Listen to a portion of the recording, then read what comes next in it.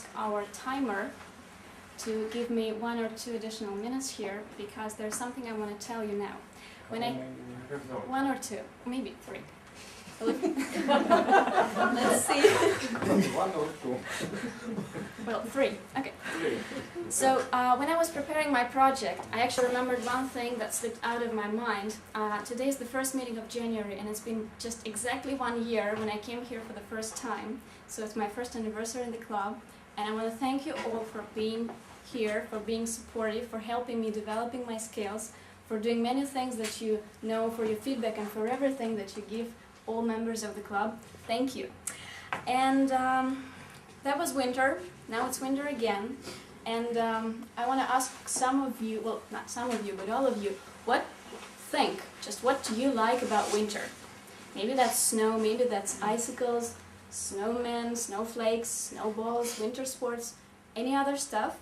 I'm sure some of you, well, lots of you will like something about winter. I honestly don't like the season at all. I don't like when it's cold, I don't like minus something, but still I hate actually winter sports, but still there's one thing that I really like about winter season. And I want to share this thing with you today, and I want to take part in it because this is going to be a fondue, a dish. So I'm going to prepare and cook it just right in front of you. Just be calm, it should be totally, proof, no big deal. And I want you to taste it during the tea break, so I'll just put it here. And while I'll be doing it, I'll be telling you some interesting things that I learned and already knew about fondue when I first tried it. So first, the history. I was very lucky to try fondue in its natural atmosphere because it was in Switzerland. And we were traveling, the family and I were traveling to Spain, and we stayed over at our friend's house in the Alps near Geneva, a very cute small house with 2 tiny rooms, tiny kitchen, an open air jacuzzi in the backyard, and a huge wine cellar. So that's normal for Swiss people, I guess. And at that time, at that night, he cooked a fondue for us, and I actually fell in love with it. There was a cheese one. So it was 5 years ago. Since that time I've been doing it for quite often, and this is something that helps me survive winter. So yeah, I'm gonna cook it now, so be careful. And I'm gonna tell you what it is made of. This will be kind of weird maybe, but anyway. So first let's start with the name, fondue. This is not English, apparently. This is French, and this means the word means the word fondue means to melt. So originally, I'm sorry, just give me some time here. Oops. No. Yeah, it works a little here. That's good. So originally, a fondue is a melted cheese, which is cheese which is melted in a dry wine and eaten with bread. This is the original recipe. So historically, fondue originated from Switzerland, and that is why. It dates back to the 18th century, when both bread and cheese and wine were very important industries. So even the poorest family could afford some bread, some wine, and some cheese.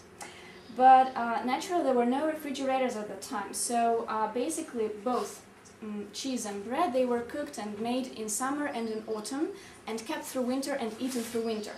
So by the time the winter cold came, those ingredients became pretty much uneatable. So they were really hard as rock.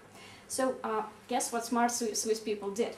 They actually soon realized that if they heat hard cheese over the fire with wine, it became pretty much delicious. And if they dip some hard bread into it, it became soft and nice. So very soon, fondue became a social tradition, not just of eating some stuff, but also of spending really cold winter nights in a very warm and friendly atmosphere. So, in the 20th century, I guess, in the mid-20th century, fondue crossed the borders of Switzerland and became a world-famous, well-known dish, and in Russia as well. So there are many types of fondue. The original one is the cheese one. But here I'm going to cook a chocolate fondue because it's easier and really tasty. So, what is the traditional fondue like? If it's a cheese fondue, normally we take dry wine, we heat it over the fire in a special pot. Okay, and then when the wine is warm, or let's say hot, we add small portions of cheese. There are two sorts of cheese normally, but now in supermarkets you can buy a special pack of assorted cheese. They take it and they dry them out on purpose, so you just add them and get a perfect fondue. But normally there are two cheeses. You can buy any. One should be quite hard and other soft.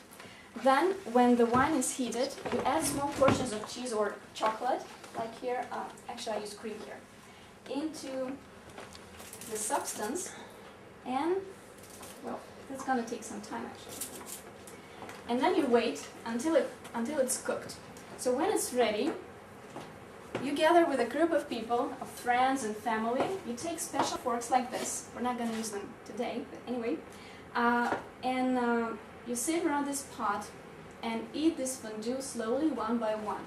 This is very nice because thus you can have a little chat or feel this friendly atmosphere and talk about whatever you want.